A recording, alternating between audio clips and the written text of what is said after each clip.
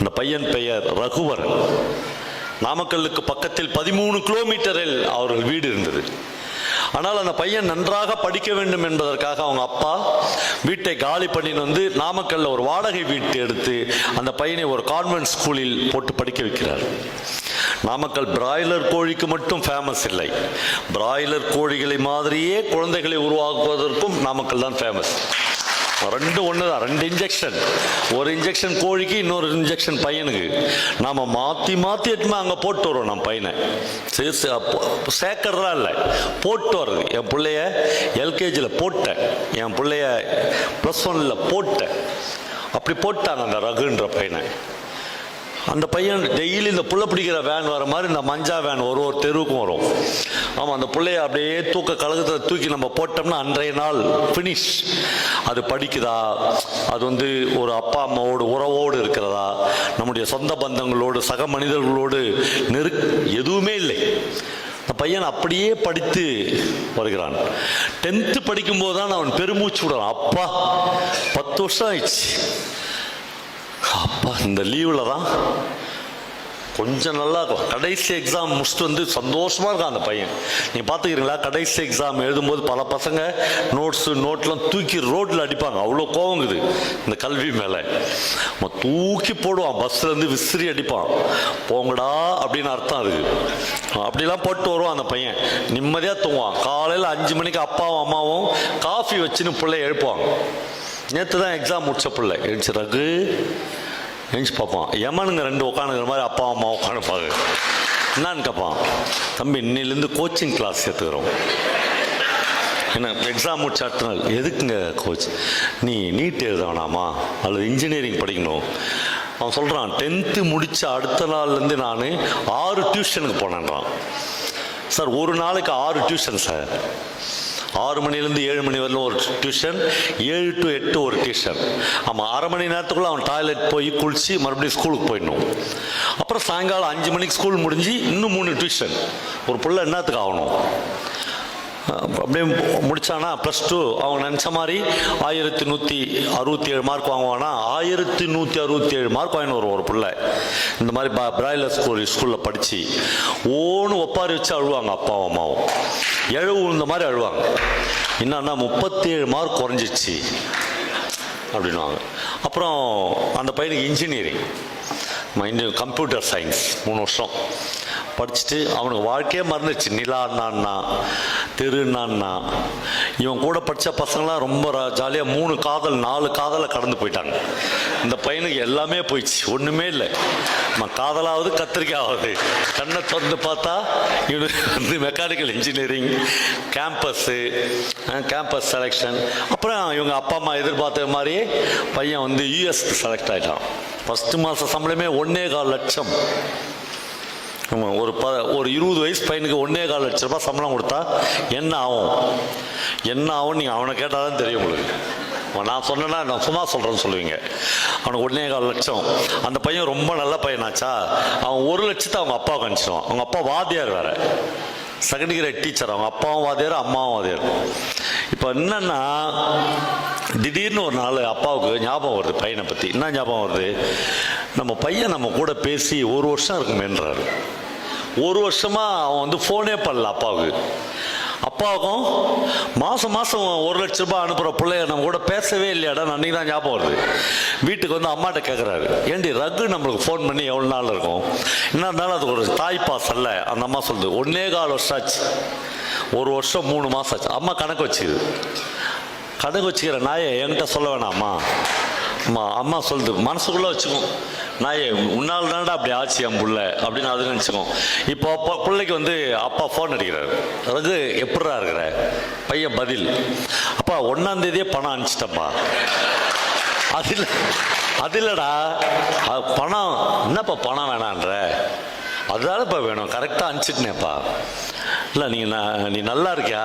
அவன் கேட்குறான், அப்பா 1.25 வருஷம் ஆச்சுப்பா நான் நல்லா இருக்கிறேண்ணா அப்படின்னு நீ கேட்குறது. நீ ஏன் கேட்கல? கேட்பார்ல அப்பா, நீ என்ன கேட்டுக்கலாம்லடா. இல்லை நீங்கள் நல்லா இருக்கக்கூடாதுன்னு நான் நினைக்கிறேன்ப்பா. நீங்களும் அம்மாவும் நல்லா இருக்கக்கூடாதுன்னு நினைக்கிறேன். ஏன் ரகு அந்த பையன் பேசினா பாருங்க, ஏன்பா நம்ம ஊர் வந்து நாமக்கல் கிடையாது தானே, 13 கிலோமீட்டர் தள்ளி உள்ளே இருக்கிற ஒரு ஊர் தானே, அங்கேருந்து நாமக்கல்ல ஏன்பா ஒரு ஒன்று கொடுத்தனத்தில் நிலம் நீர்லாம் சொல்லி நம்மளுக்கு எவ்வளோ பெரிய ஓட்டு வீடு, நம்ம வீடு ஏன்பா அங்கே கொண்டு வந்த, நீ நல்லா படிக்கணும் தான். சரி, என் கூட படித்த மற்ற பசங்களாம் இருக்கிறாங்களா, அவங்களாம் அந்த ஸ்கூல்லே தான், அவங்களாம் நாசமாவா போயிட்டான்.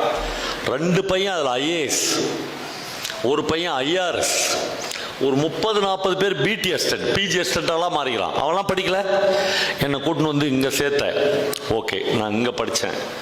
உலகத்திலேயே எவ்வளவு என்னுடைய பால்யம் இருக்குல்ல சார், இங்கே இருக்கிற எல்லாருக்கும் ஒரு பால்ய காலம் இருக்குல்ல சார், அந்த நினைவுகள் தான் சார் வாழ்க்கை. அது இல்லைன்னா ஒன்றுமே இல்லை சார். பால்யத்தில் ஒரு ட்ரைபு பொண்ணுகிட்ட இருந்து நான் வாங்கின முத்தங்குதில்ல, முதல் முத்தம், இன்னைக்கு வரல எனக்கு அது மறக்கவே மறக்காது சார். எவ்வளோ பெரிய 5 ஸ்டார் ஹோட்டல் எங்கே போனாலும் அப்படி ஒரு ஸ்மெல் வந்துச்சுன்னா, ஓ எங்கள் ராஜாம்பால் முத்தம் இது அப்படின்னு ஞாபகம் வரும். அப்புறம் அந்த பையன் சொல்கிறான், அப்பா என் கூட படித்த பசங்களாம் நண்டு பிடிக்கிறேன் அப்படின்னு வயலில் கை விட்டு தண்ணிப்பாம்பு பிடிப்பாங்க. எவ்வளோ பெரிய இன்ட்ரெஸ்டிங்கான விஷயம். அவனுக்கு பிடிச்சமா. அப்புறம் இந்த ஏரியை வந்து கொல்லை விடுறது தெரியுமா உங்களுக்கு? ஆமாம், ஒரு வெள்ளை வேட்டி அப்படி உதறி ஏரியை கொல்லை விட்டான்னா எல்லாரும் போய் ஏரியில் வந்து மீன் பிடிக்கலாம் அன்னைக்கு. அப்படி இதில் எத்தனை பேர் அப்படி பிடிச்சிங்கன்னு தெரியல. அட்லாங்கால் போட்டு பிடிக்கிறதுன்னு பேர் அதுக்கு. எப்படி சார் உங்களுக்கு இதெல்லாம் கரெக்டாக தெரியும்? அப்படிலாம் நான் பிடிச்சிருக்கேன். இந்த அட்லாங்கால் போட்டு பிடிக்கிறதுனா என்னன்னா, வெறும் லுங்கியை இழுத்து கட்டிக்கின்னு அல்லது வெறும் அண்டர்வேரோட உள்ள உட்காந்து காலை நல்லா அகட்டி அதுக்குள்ளே எவ்வளோ மீன்குதோ அப்படி சேர்த்துனே வரும். நான்லாம் ரொம்ப கான்சியஸாக எதிரில் ஒருத்தர் அப்படி உட்காரணும்ல, அது ஒரு பெண்ணாக உட்காரணுன்னு கடவுள்லாம் வேண்டிக்குவேன். அப்படி உட்காந்து நாங்கள் 2 பேரும் சேர்ந்து மீன் பிடிச்சிக்கிறோம். அந்த மீனுடைய சுவையெல்லாம் அங்கே உலகத்தில் அதுக்கப்புறம் எந்த 5 ஸ்டார் ஹோட்டலையும் அவ்வளோ டேஸ்ட்டில் சுவையில் நான் சாப்பிட்டதே இல்லை. இப்போ இந்த அனுபவங்கள் எதுவுமே இந்த பையனுக்கு கிடையாது. பனங்காயை சாப்பிட்டுட்டு அதுக்குள்ள வண்டி ஓட்டின அனுபவங்கிறதுல அவன் சொல்கிறேன், இது எதுவுமே எனக்கு இல்லை. இதையெல்லாம் கூட நான் ஒத்துக்கொள்ளுவேன். ஆனால் எங்கள் அம்மாவை விட எங்கள் சித்தி எனக்கு ரொம்ப பிடிக்கும் இல்லையா. சித்தியினுடைய மார்பு கூட்டிலேயே நான் அணைந்து கிடந்த பையன்.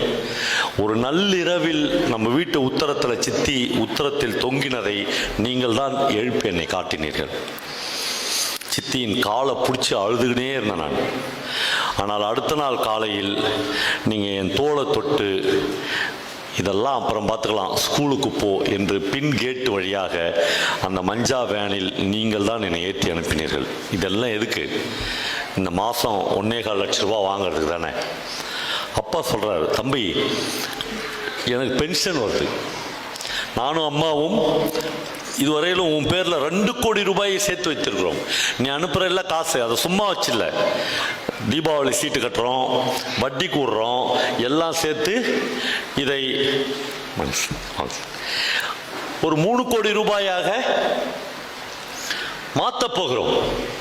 பையன் கேட்கிறான், மாத்தி உனக்கு அடையாறுல ஒரு 3 பெட்ரூம் உள்ள ஒரு மிகப்பெரிய பங்களா வாங்க போகிறோம். பையன் சொல்றான், நான் இனிமேல் வாழ்க்கையில் இந்தியா பக்கமே தலை வச்சு படுக்க மாட்டேன். இங்கேயே எனக்கு ஒரு வெள்ளைக்கார பொண்ணோட கல்யாணம் ஆயிடுச்சு. ஆமா, தேம்ஸ் நதிக்கரையில் ஒரு பிரமாதமான பங்களாவில் நான் குடியிருக்கிறேன், வீட்டுக்கே வரமாட்டேன். Don't worry. நண்பர்களே, இந்த இடத்தில் ஒன்றே ஒன்று கற்றுக்கொள்ளுங்கள், கேள்விப்படுங்கள், அனுபவியுங்கள், உண்மையை ஒத்துக்கொள்ளுங்கள். ஒரு பையனின் ஒரு வார்த்தையில் உங்களுடைய 30 வருஷ உழைப்பு ஒண்ணுமே இல்லாத போயிடுச்சா? 3 கோடி ரூபாய் வந்து அன்வேலிடு மணி ஆயிடுச்சு. மோடி வந்து இன்னும் நாளையிலேருந்து இந்த பணம்லாம் செல்லாதுன்னு சொன்னார்ல, அடுத்த நாள்லாம் நம்ம என்ன மனநிலையில இருந்தோ அந்த மனநிலைக்கு அப்பா அம்மாவும் போயிட்டாங்களா, வேணான்ட்டான்.